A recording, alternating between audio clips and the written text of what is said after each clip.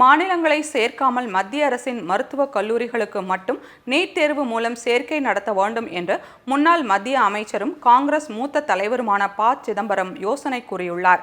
இளநிலை மருத்துவ படிப்புகளுக்கான நீட் தேர்வின் வினாத்தாள் கசிவு, ஆள் மாறாட்டம், பல முறைகேடுகள் நடந்ததாக தொடரப்பட்ட 30க்கும் மேற்பட்ட வழக்குகளை தொகுத்து உச்சநீதிமன்றம் விசாரித்து வருகிறது. அதன் அடுத்த கட்ட விசாரணை இம்மாதம் 18ஆம் தேதி நடைபெறுகிறது.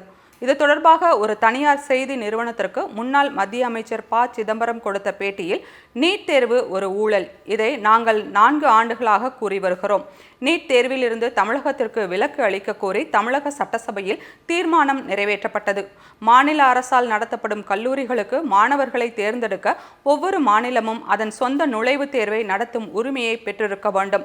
அகில இந்திய அளவில் தேர்வு நடத்தினால் இந்த ஊழல்கள் கண்டிப்பாக நடக்கும். அகில இந்திய தேர்வை அரசு கைவிட்டு மாநிலங்களை சேர்க்காமல் மத்திய அரசு நிறுவனங்களுக்கு மட்டும் நடத்த வேண்டும். இது மிகப்பெரிய நாடு.